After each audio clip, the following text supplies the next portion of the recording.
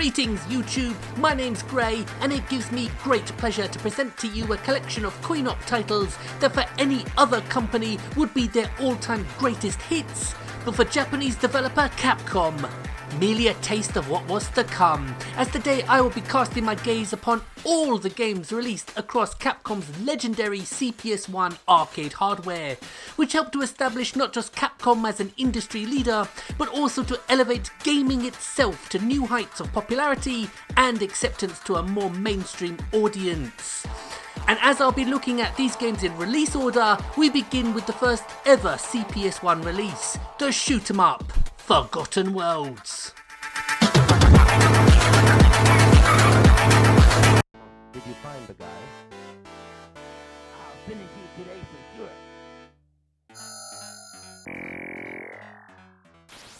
Known as Lost Worlds in Japan, this top-notch shooter, which despite some well-received home ports for systems such as the Mega Drive, Master System, Commodore Amiga and ST, never really found a fanbase of its own, despite being a strong debut for the CPS hardware in 1988, and has become one of the more obscure Capcom titles. But as we will see, the best was yet to come.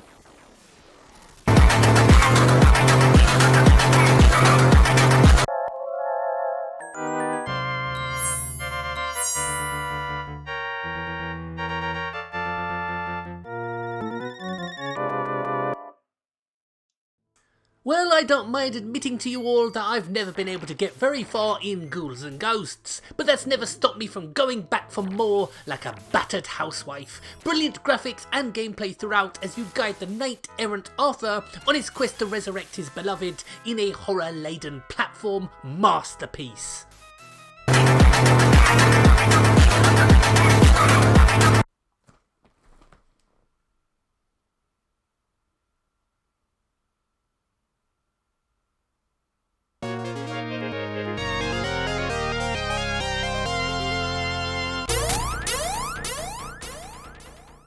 It's always been a mystery to me why one of the coolest characters Capcom ever created has always operated on the fringes in the wider Capcom universe. The original arcade game wowed gamers, and its Mega Drive port was the first killer app for Sega's recently released 16-bit machine. But despite low-profile sequels and appearances in other games, Strider Hero remains one of the most underutilized characters within all of gaming.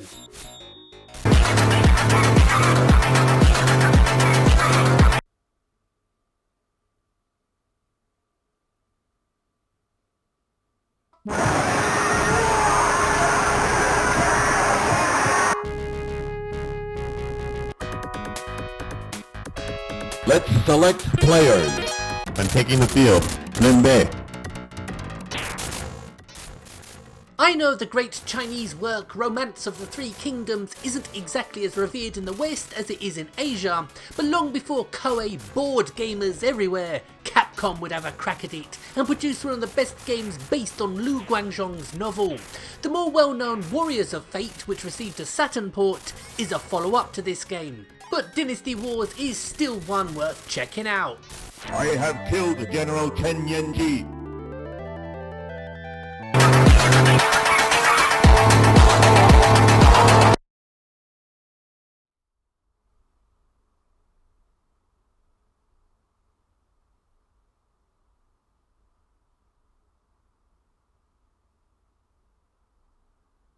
Willow.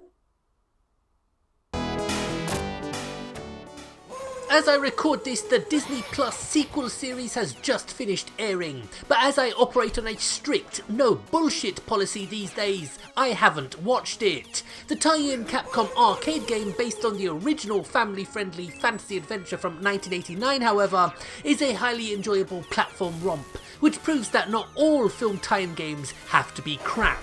Now, if only someone could replicate that feat with remakes, we'd all be better off.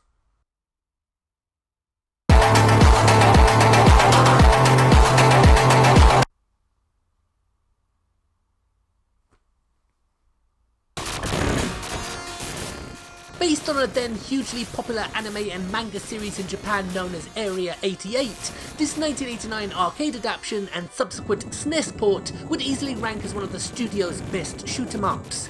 But sadly for fans of the genre, like myself, the next game I'm going to be looking at on this list is largely responsible for why Capcom never really concerned themselves with shooters from this point onwards.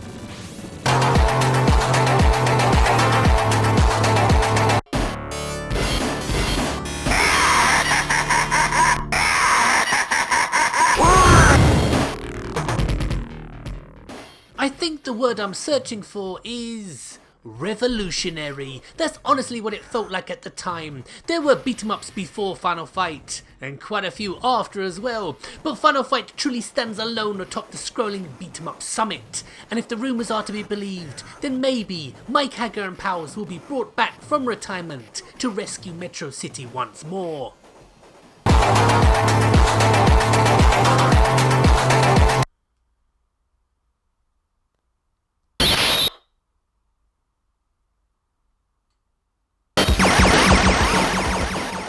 Historically inaccurate it may be, but when it delivers edge-of-your-seat gameplay as it does, I think it can be forgiven. This is the third entry in Capcom's 1940s series of World War II themed vertical shoot-em-ups, a franchise that's sadly been overlooked for far too long.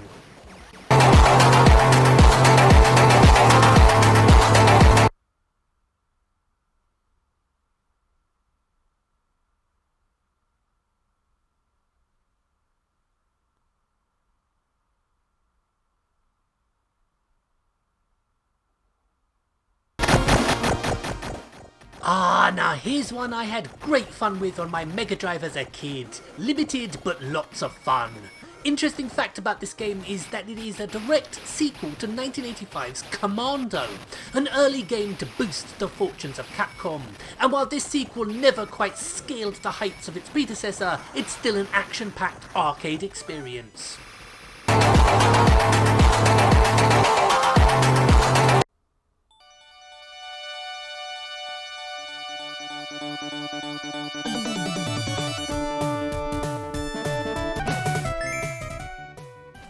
The cutesy platformer Cheeky Cheeky Boys, aka Mega Twins, was one I deliberately avoided for many years when I was a kid on the Mega Drive.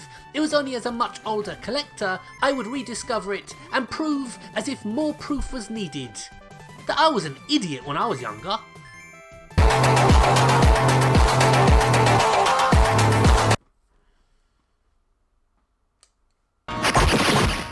At first glance, Magic Sword will not impress you. You'll think it a poor man's golden axe at best. But once you try it, you'll find yourself slowly drawn to its simple yet satisfying high fantasy hack-em-up action. Well worth a bash.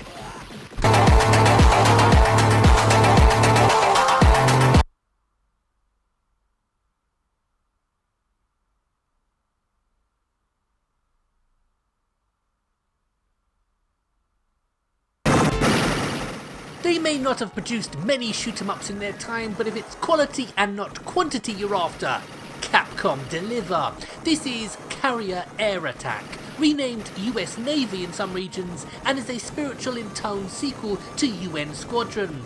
Sadly, while by no means bad, it's simply retreading old ground rather than blazing a new trail as shooters go. Not bad, but could have been so much better.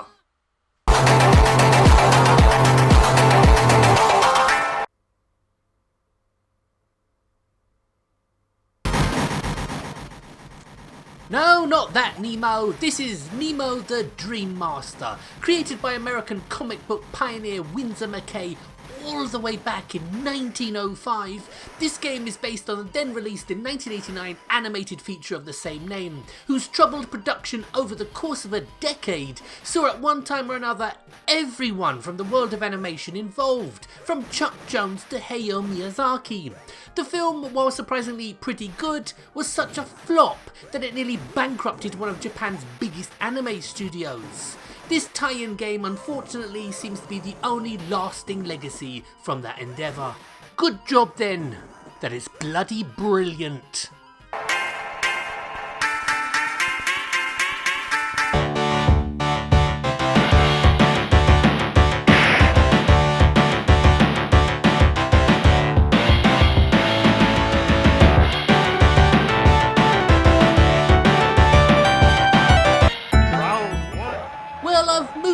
goalposts a little here, because instead of looking at all the Street Fighter games like the original and Championship Edition, I've instead decided to just focus on my favourite, Street Fighter 2 Turbo. While a lot's been said on the subject of Street Fighter 2 and the impact it had, can we just take a minute to remember that someone at Capcom had the balls to propose a sequel to the original with its novelty pressure sensitive buttons. Even Final Fight had the working title of Street Fighter 89, but it just goes to show greatness can truly come from the humblest of origins.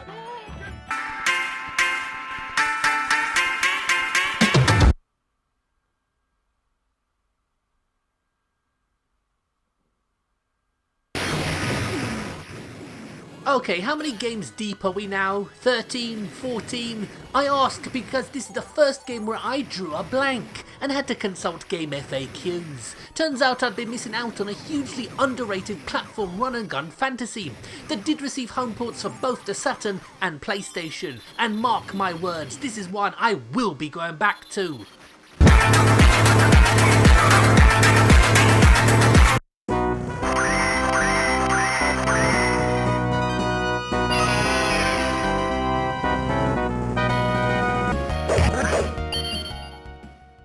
If there's one constant running through this video, it's the high calibre of games on display. Unfortunately, for reasons lost to history, many of these top tier titles are now unheard of outside of hardcore fan circles.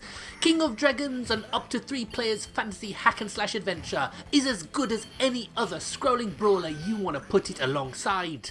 I loved the cut down SNES port that I played years ago, but the original CPS version is excellent.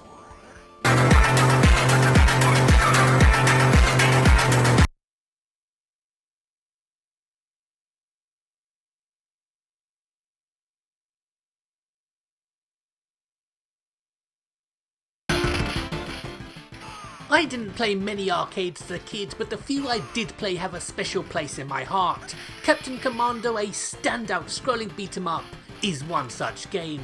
While a SNES port was released very late in the system's life in 1995, I would pick up an import copy of the Cap's Adventure on the PS1 and play it like crazy with my mates. Great days.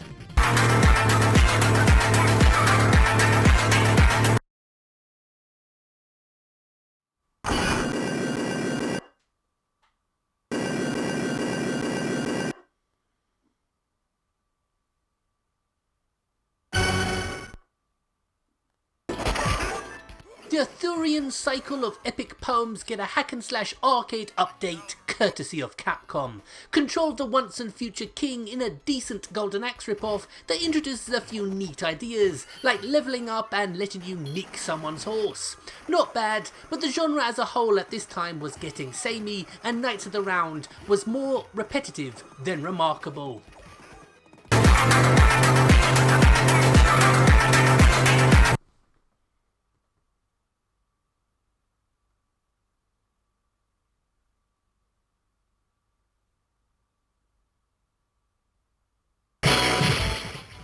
I genuinely don't know the answer to this, so I'll ask all of you lot. But what's a Voth when it's at home?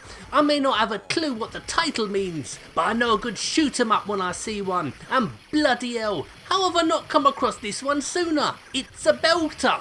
Which makes it all the stranger that this game has never been re-released since its 1992 arcade debut, not included in any compilations or given a Switch release. If you're a shoot 'em up freak like me, try this one. You will not be disappointed.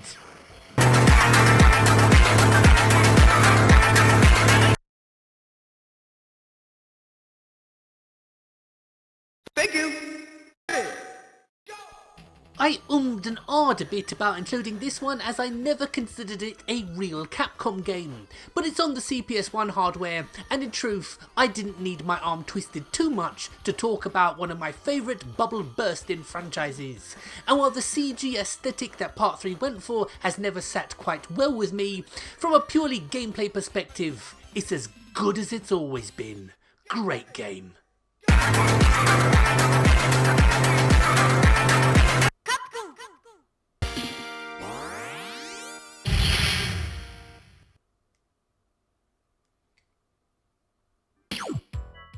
We go from a franchise I adore to one in which I'm definitely on the outside looking in, the Mega Man series. The first Mega Man I played was Mega Man X on the SNES, which I loved, but my overall experience with the franchise is limited to quick goes on some of the earlier NES games and a dabble here and there with the later X sequels. But Mega Man Power Battles is a one-on-one fighter of sorts.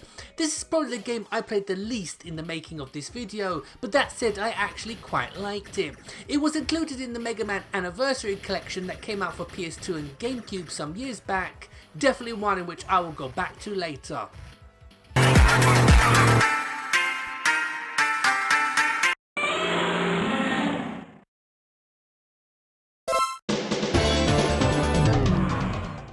Now, originally I planned to wrap up this video with Mega Man, but before Capcom released the much improved CPS2 board, they just couldn't help themselves and put out the CPS1 Dash upgrade. Only 5 games will be released in a little over a year, but we've come this far, we might as well see it through to the end.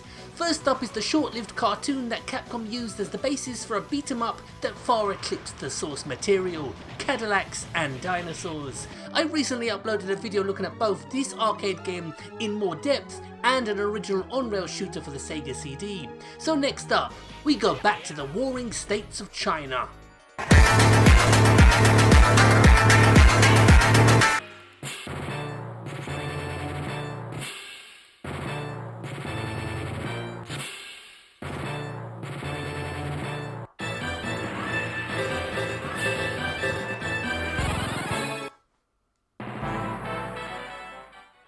Yes, it's the sequel to Dynasty Wars I was talking about. Loved this on the Saturn, although this international arcade version has changed all the familiar Chinese names to Mongol. My character is renamed to Subutai, for fuck's sake.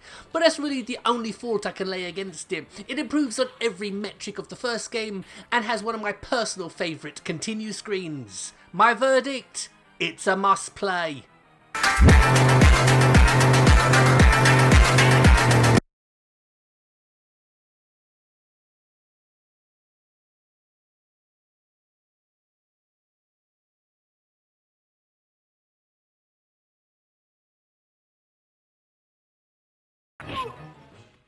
He might be considered very much a bit-part character in the Marvel Cinematic Universe today, but back in the 80s and early 90s, the Punisher comics were top sellers, and in 1989, he would headline the first attempt to turn a Marvel comic character into a genuine big-screen star, with Dolph Lundgren in the starring role. It didn't quite work out, but in the cutthroat world of arcades, he would very much come out all guns blazing with a Capcom masterclass of a scrolling beat-em-up. A port would appear very late on the Mega Drive and wind up being one of the rarer titles for the system, but the CPS original is as good as it gets.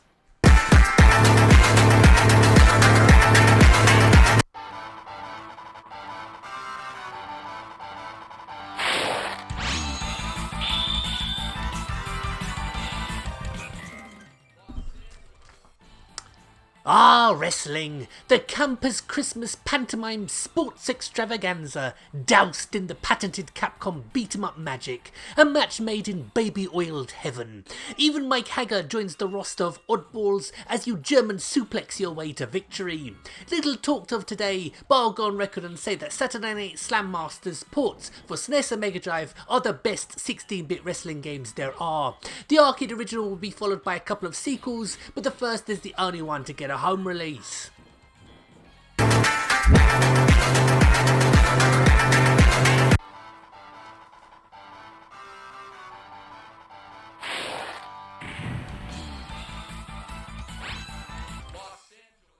And on the subject of sequels to Saturday Night Slam Masters, known in Japan as Muscle Bomber, we have Ultimate Team Battle, the tag team multiplayer focused cabinet, which like a lot of Capcom games has a few new bells and whistles, but essentially is the same game. Still fun though.